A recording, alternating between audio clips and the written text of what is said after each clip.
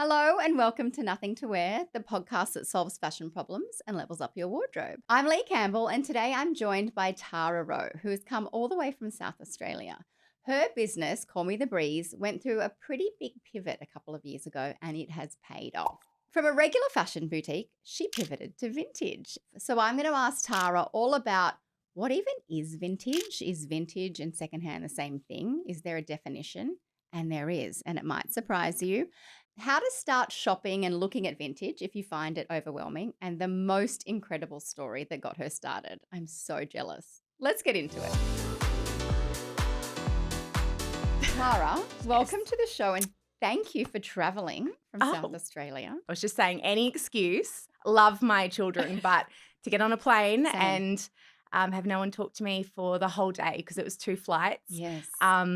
Is just such a luxury. Isn't it? I would fly just around in the sky just to be by myself. Oh. Before we get into the most exciting topic that's very topical right now, vintage is having a moment. I mean, it always has, but more than ever. I'm going to ask you some questions. Can you describe your own style in 3 words? Boyish, baggy, and fun. Okay. But generally, I'm pretty...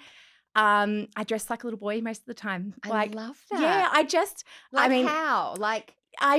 I got dressed up today, so I'm a little bit more feminine today. Oh, don't worry. Trust me. I look nice when I record, and then otherwise I'm literally in like 10-year-old cotton on shorts that are my favorite. Yeah. And a t-shirt. Maybe I dress like a boy. Yeah. I love sort of blending that masculine and feminine. Yes. And I'm just an oversized. I buy everything oversized. Me too. I'm a big top, big pant girl. Me too. Yeah. But I do love to throw in something a little bit fun every now and again. Like I'm really into at the moment, a fringed top with like a baggy blue jean or a sparkly top with a, or a pretty top. Yeah, a little bit of an unexpected something. A little in touch. There. Yeah. So the theory that we think kind of applies to pretty much everyone. We've got a wardrobe full of clothes, might have a lot, might not have a lot, but we wear more, a small percentage, about 10% more than the rest. What would be in your 10% then? I mean, my 10% is I have a pair of Venroy blue denim jeans, and they're just the best fit. And a pair of Adidas trackies. Yes, love. Wear them all the time. And then I always pair them. I've got a small collection of vintage coats. So it's just got a really good trench. How good. A really good leather 90s jacket. Good basics. They are my go-to. Yeah, and you just mix and match. All the time. Yeah. That sounds very stylish. No. Hey, that's what you're here for. So speaking of vintage, that's what we're talking about. So how did you first get interested? How did you fall in love with vintage fashion? In my early teens, I always was drawn to antique shopping and I always loved fashion as well. But I probably didn't sort of fuse the two until more recently. But I've just always loved, looking through antique stores and that thrill of finding something and discovering things.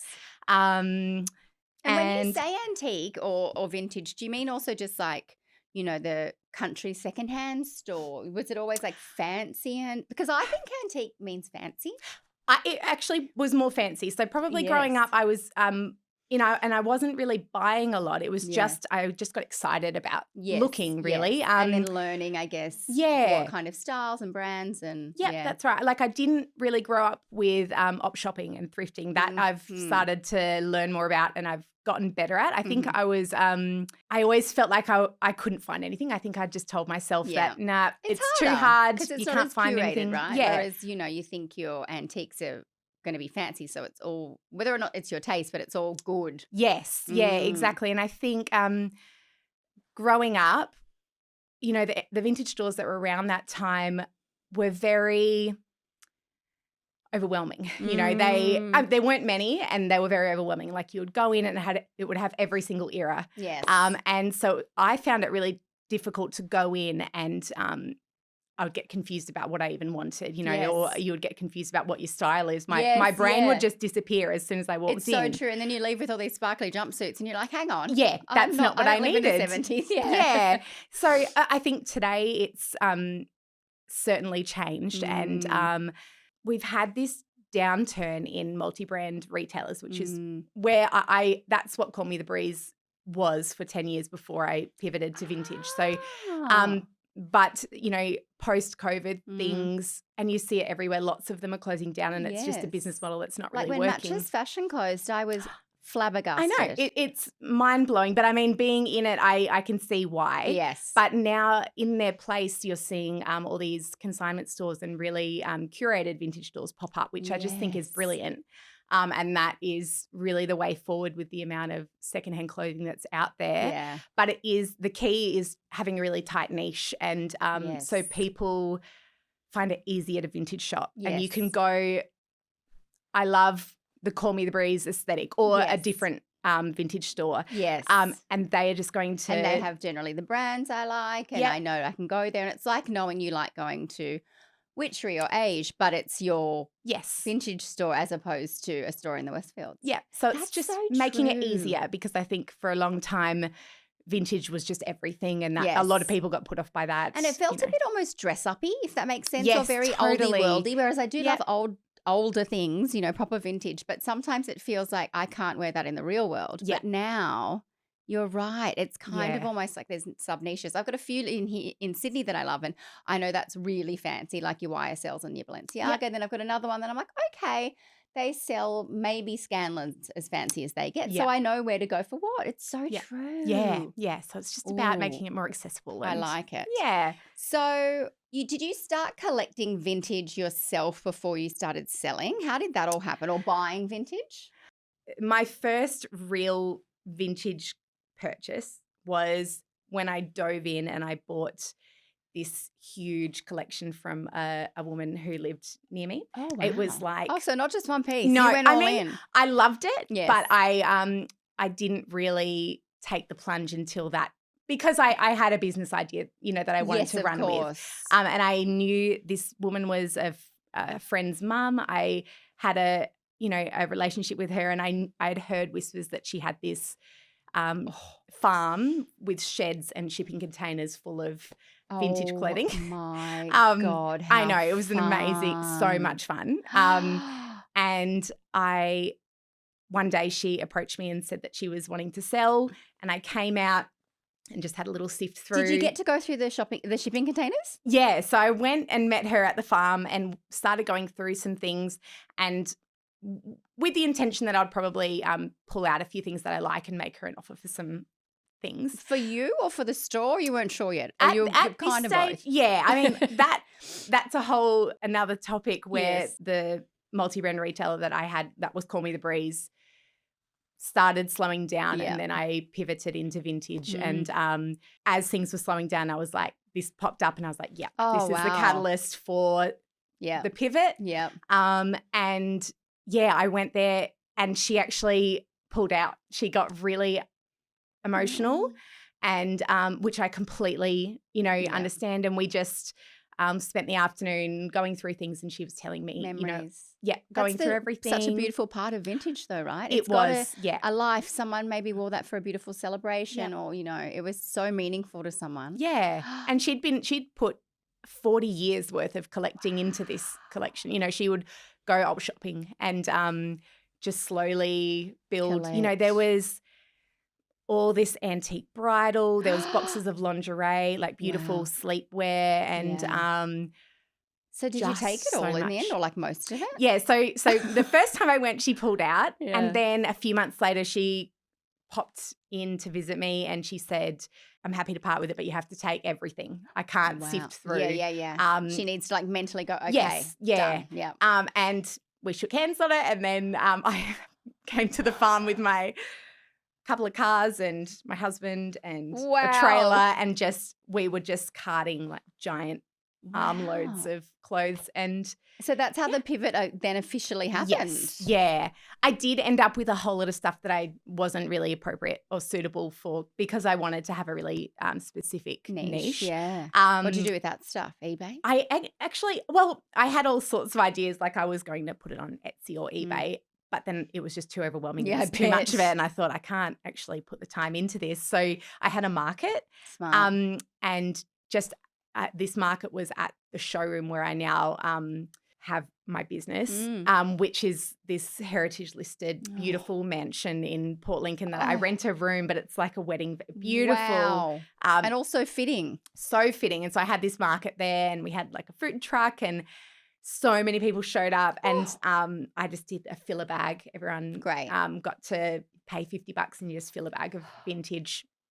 So I got rid of it. Now I really don't want to hold. I just want to buy little chunks and then like I don't want to build too much. It's not of a about collection. volume. Not about. And I want to keep things quality small and your niche. Yeah, yeah. How much do you end up keeping for yourself though? No?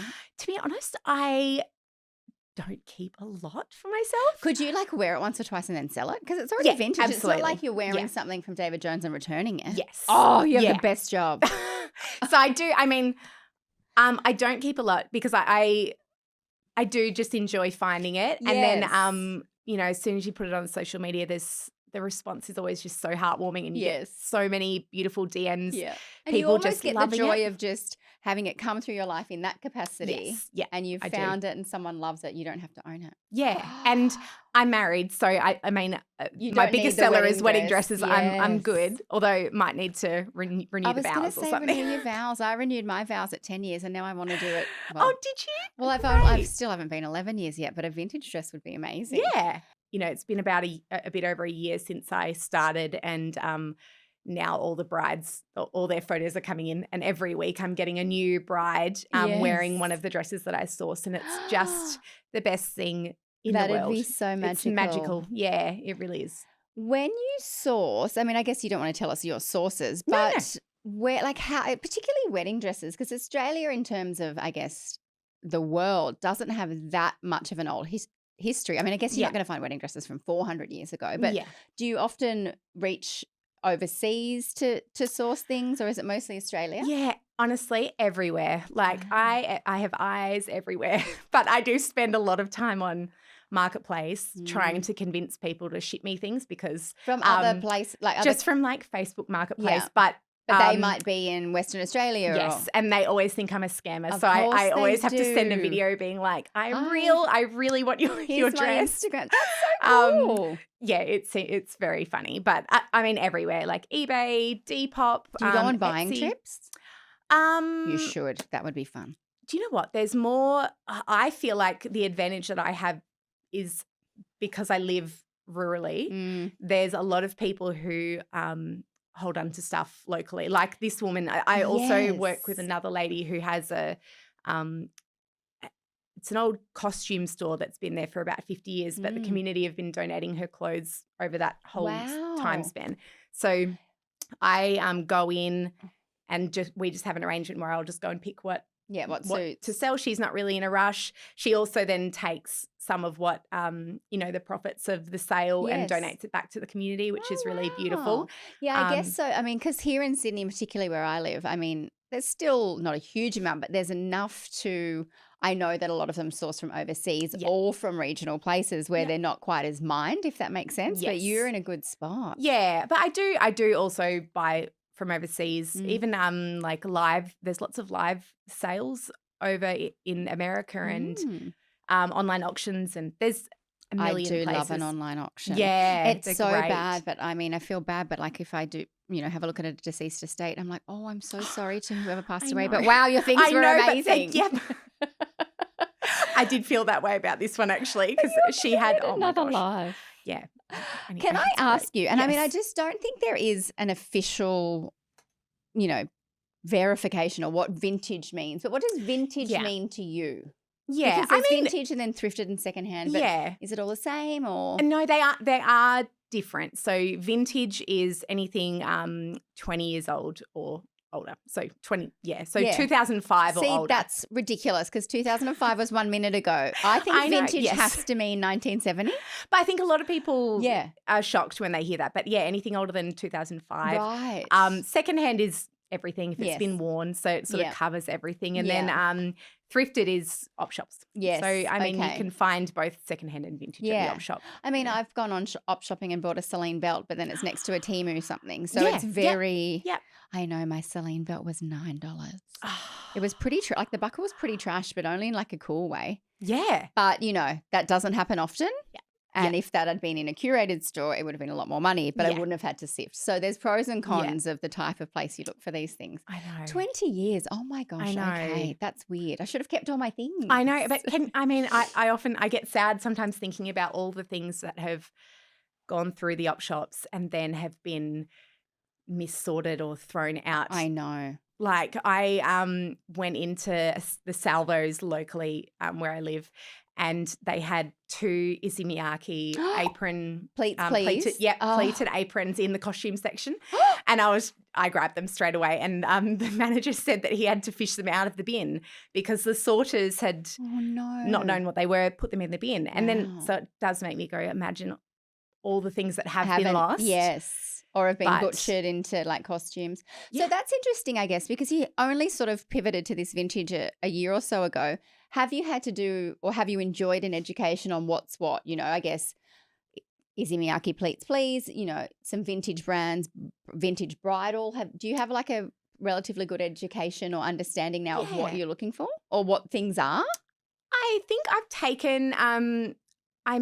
Being a lover of fashion since I was younger. When I was 16, I was working at Bettina Liano, so like I love Australian designers. So I think I had the chokehold those jeans had on me. I lay by them. Oh, remember what were they? Oh my gosh, the skinny. Oh yes, and they had that and the Sassenbide, and I think I had laid by them both at the same time. I was like, I'm never going to afford these, but I paid them both. Worth every penny. But it was such a great time for Australian fashion, and those brands. I feel like I now have that knowledge to look back and go, to look for those pieces because, like I've recently got hold of one of my followers actually got in touch, and she had this amazing 2002 Colette Dinnigan silk. It was like this cow neck slip dress with the big sequin butterfly on the bottom. Yes, I remember that. Sarah Murdoch or Sarah O'Hare wore it down the runway. Oh my gosh, that's vintage now. Yeah. Yes. And just so those pieces, there's probably some great stores out there who are focusing on this, but I just think there's some great Australian vintage from designers that are out there. So I'm trying to apply that knowledge, but then also I'm learning a lot as well, especially with bridal.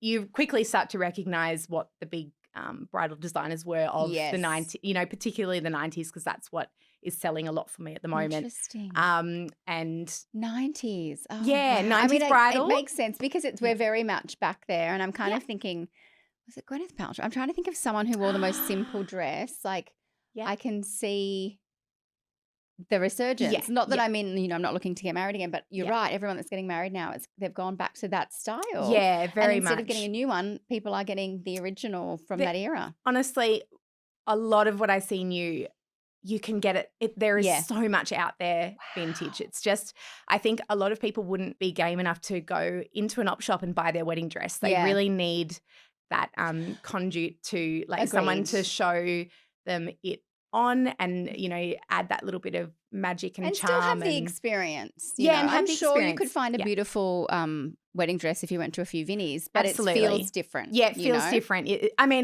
There's people who can do it, but it would take a certain level of vision. Agreed. to do it. Agreed. And time, whereas you've done the curation. Yeah, and it just make it easier. Yes. Try and have videos and photos and just try and sell it in a way that, people see the dress from one of my drops and just go, yes, that's the one. Because you don't just sell in real life. Do you mostly sell online? Only online, yeah. Only online? Yeah, I'm online only. So people will buy a wedding dress untried on. And you don't just sell bridal though, right? There's other. No, so I do.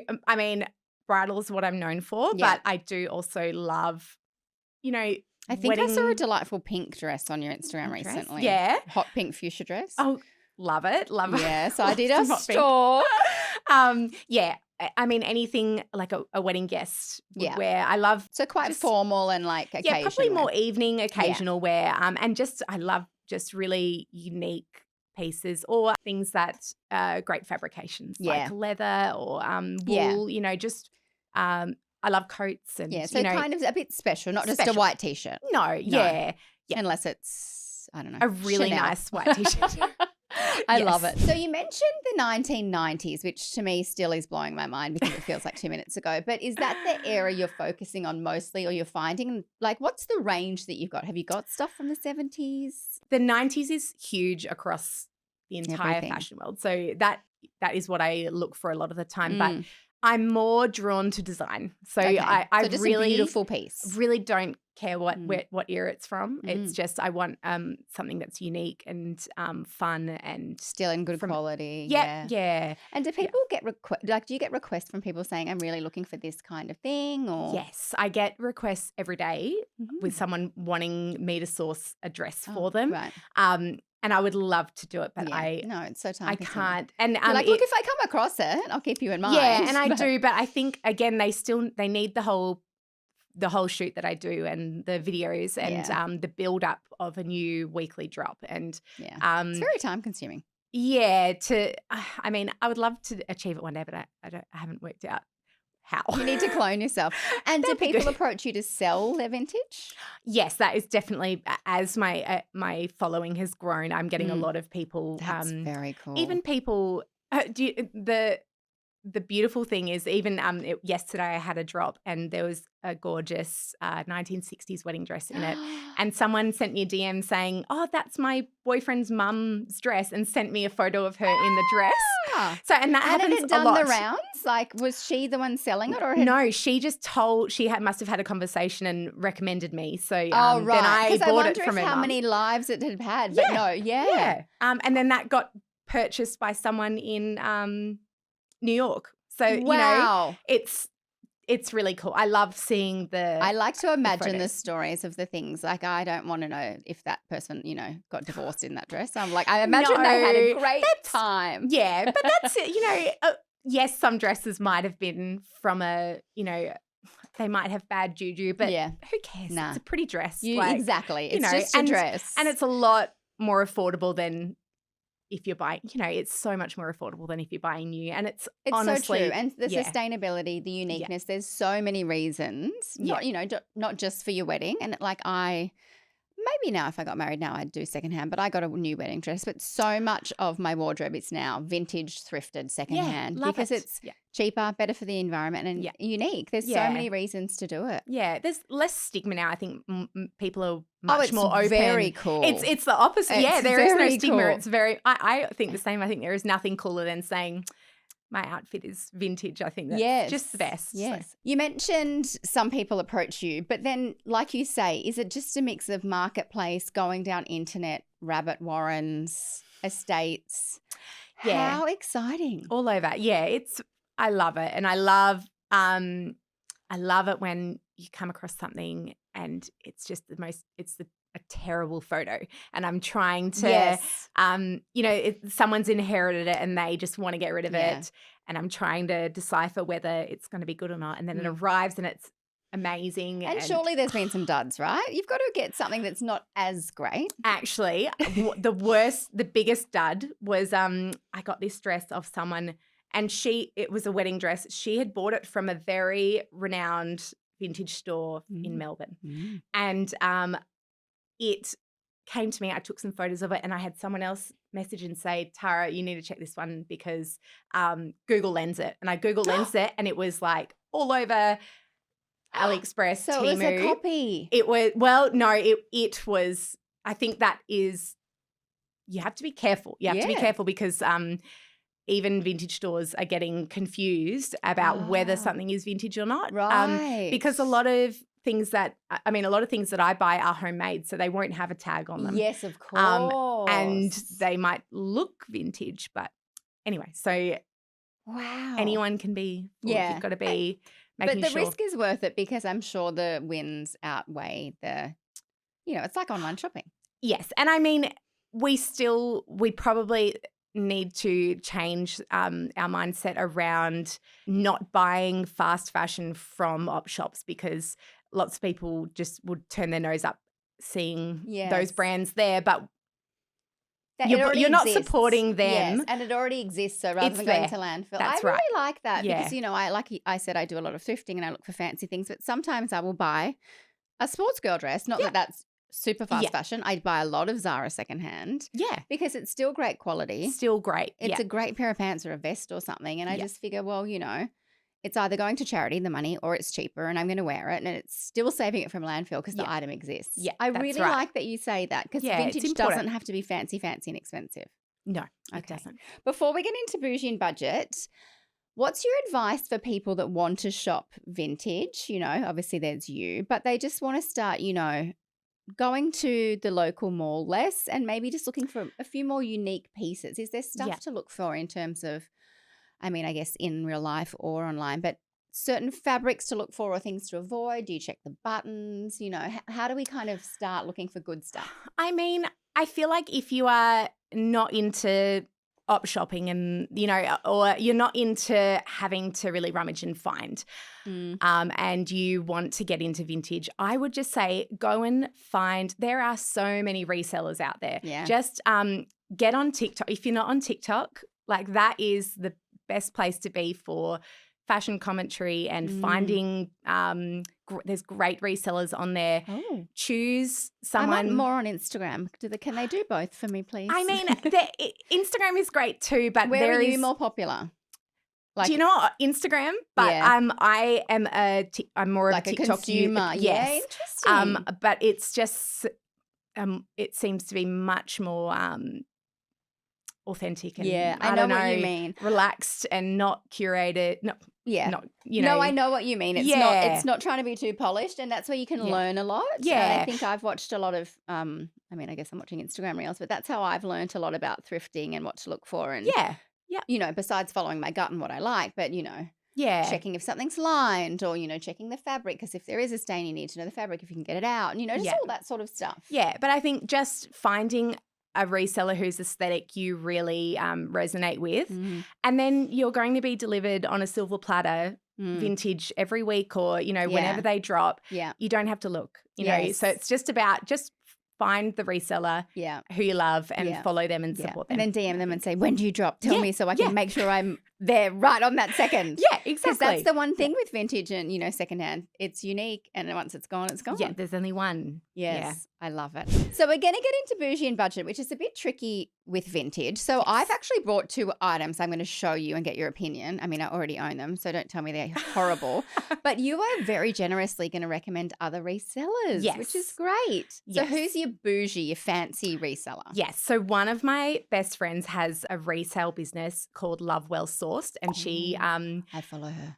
Yes. So she has, so you know, you get it. Yes. She has antique and fine jewelry. Just like I think I've bought a couple of things. Have you? I think so. Well, she's amazing. She's great on DMs. I remember messaging. Yeah, okay. No, I'm with you. Yeah. She's amazing. I've got my eye at the moment. I really Is she Adelaide based as well? Or no, SA? she's Sydney. Okay. Yeah. But yeah, I've got my eye on. She has these beautiful chunky sterling silver necklaces because I'm a silver girl. Like these are from her and I wear them all the time. I love a fob. Yeah. So she is bougie, but so the most worthy investment. You know, you can't, unless you lose it, you don't have to wash it. It doesn't get holes. Look at me justifying it. And someone else has loved it before. Yeah. And a lot of the time, you know, and this goes with vintage in general, but particularly jewelry, it's only going to gain value. Yes. You know. Yeah. And it's an heirloom and all that. It's an heirloom. Yeah. Look at me absolutely. Go. Yeah. So you're more budget reseller. Yes. So I love Dylan's store. So I don't know this. She is, I think she's like northern New South Wales, but has a very cool way of styling. It's very Paloma wool kind of vibe, but all really well priced. She has amazing Edwardian cottons and like, I don't know, she just has a real. Okay. And that's, you're right. That's how you. It's a real something. Yes. You know? And unless you love the sifting, which I do, well, depending on my mood and how much time I've got. Yeah. When someone's, you know, nailed their styling and aesthetic and it resonates with you, that's how you fall in love with secondhand through them. Yeah. That's right. I love it. So I'm going to start with my budget. I bought this shirt a couple of months ago. There was a Sydney market. They do it once a year. That's like all resellers in.